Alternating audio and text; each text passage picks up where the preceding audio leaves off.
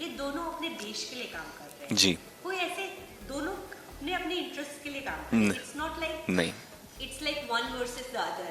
You understand Murtaza also, or you understand Vishnu also. Ji. So Murtaza को play करने के लिए आप what was the key thing that you wanted to explore through this character? देखिए जैसे कि आपने सबसे पहले कहा कि मुझे मेरे किरदार प्ले करने के लिए मुर्तज़ा को अपना स्वार्थ, उसका अपना स्वार्थ है ही नहीं, उसका स्वार्थ सिर्फ देश का स्वार्थ है। और ये एक एक जज्बा है उसके देश के लिए, तो वो उस देश के स्वार्थ के लिए जो उसको करना है वो उसके लिए कर रहा है।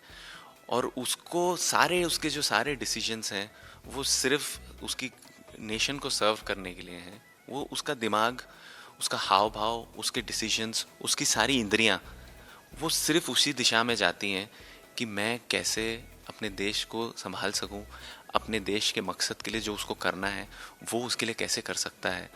उसकी सारी के सारा फोकस उसी में जाता है। और उसके साथ साथ एक कदम आगे रहने की कोशिश करना है उसको, हर तरीके से कैसे वो अपने कंट्री के लिए कैसे बेस्ट कर सकता है, वो उसके लिए लड़ाई थी। और मेरे लिए पर्सनली सनी हिंदुजा के लिए बहुत बड़ी लड़ाई ये थी कि मैं उस देश का नहीं हूँ, उस देश के लोग कैसे रहते हैं, कैसे उनके हाव भाव हैं, और वो 1970s में है, उस दौरान कैसे बात करते थे, किस तरीके का ठहराव होता था, किस तरीके की सोच होती थी और किस तरीके के स्टेक्स होते थे। तो वो मेरे लिए बहुत चैलेंजिंग था, emotionally, physically.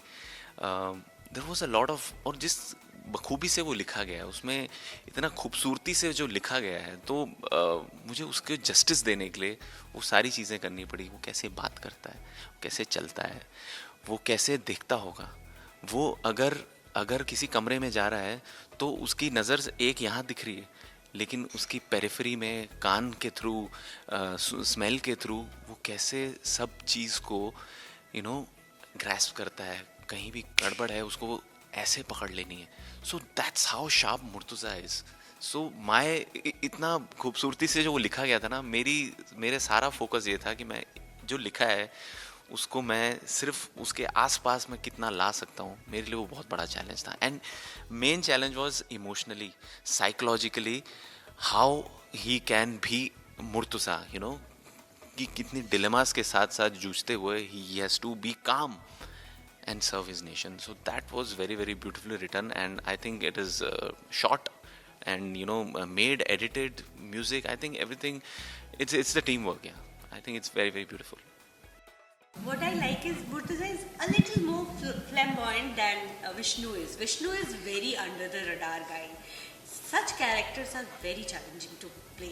Not that Murtaza is not challenging to play. I'm not saying that. It's not one versus the other. But he has to like. So how do you do that in a show like this, जहाँ पे thrill बना रहना चाहिए? So, हमारा प्रयत्न क्या था इसमें, बहुत इंटरेस्टिंग चीज़ जैसे जो हमने प्रयत्न किया है, और मैं चाहता हूँ कि वो वैसे ही शायद ऑडियंस तक पहुँची हो। मुर्तज़ा ने ना वो मॉरल लाइन क्रॉस कर ली है।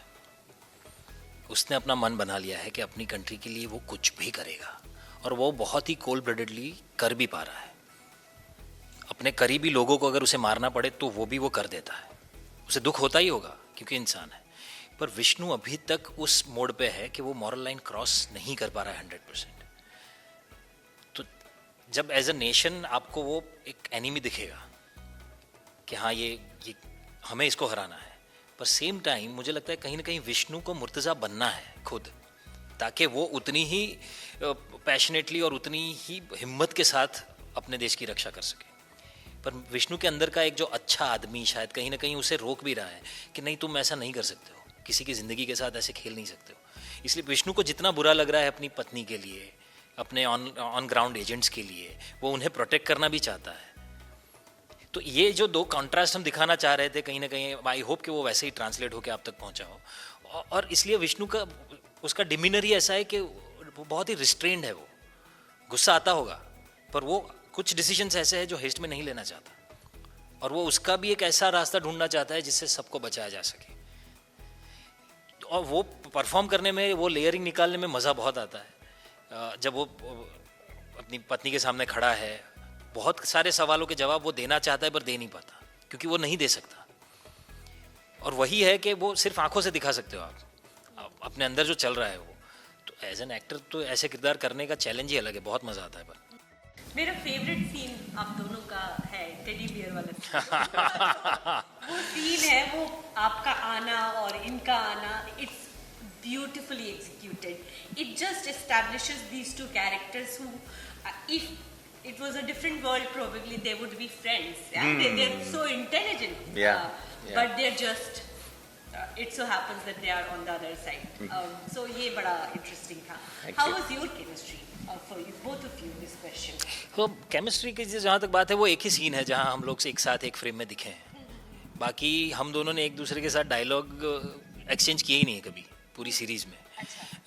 तो इसलिए भी वो बहुत इम्पोर्टेंट था हमारे लिए कि सिर्फ एक जगह पर ये पता चल जाए लोगों को भी कि ये दोनों लोग क्या कर रहे हैं और उनके लिए सबसे इम्पोर्टेंट क्या है। ये होते हुए भी ये एक दूसरे के प्रति किस हिसाब की अंडरस्टैंडिंग रखते हैं और कितना क्लोज वॉच रखते हैं। तो ये सिर्फ एस्टैब्लिश करने के लिए हमारे पास कुछ सेकंड थे उस सीन के। और इसमें भी इनका और दिलोतुमा का सीन तो फिर भी लंबा है, मेरा और इनका तो सिर्फ 3 डायलॉग्स हैं पूरी सीरीज में। तो हमको शायद हमने यही डिस्कस किया था कि इस 3 डायलॉग में लेट्स जस्ट कम्युनिकेट कि who stands for what. I also think it's very very beautiful जिस तरीके से वो सीन लिखा गया है, क्योंकि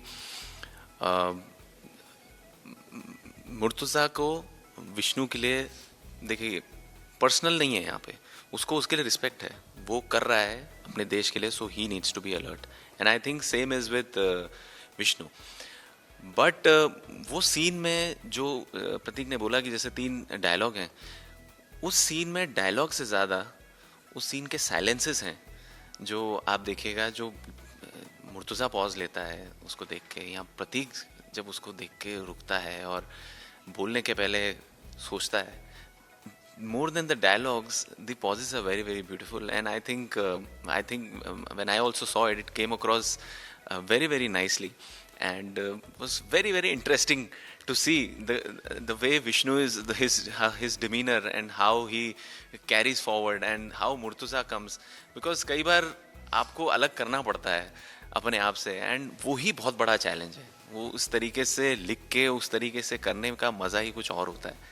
and I am happy that you like that scene. वहाँ वो पल्पेबल टेंशन जो निकली है ना वो कुछ सेकंड्स में, वो उसका मज़ा है।